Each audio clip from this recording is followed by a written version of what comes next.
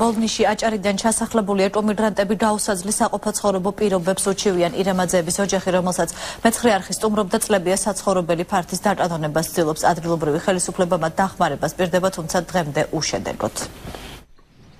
ბოლნისის მუნიციპალიტეტის სოფელ ხატისოფელში ეკომიგრანტები გაუსაძლის პირობებში იმყოფებიან. აჭარიდან ჩასახლებული ფატი ირემაძე ოჯახთან ერთად წლებია საცხოვრებლად გამოუსადეგარ შენობაში ცხოვრობს, თუმცა ირემაძეებს ეს ფართიც არ აქვს დაკანონებული.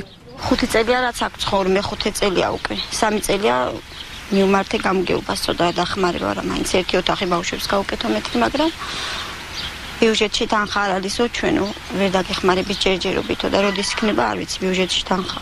საცხოვრებელი ფართის პრობლემის მოსაგვარებლად ეკომიგრანტებმა ბოლნისის ადგილობრივ გამგეობას არაერთხელ მიმართეს, თუმცა როგორც თავად ამბობენ უშედეგოდ.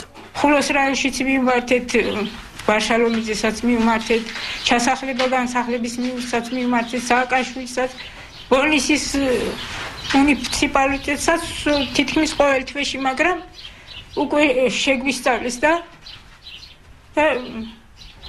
ეჭი რომ დინდა ინახվեն იმალბიან.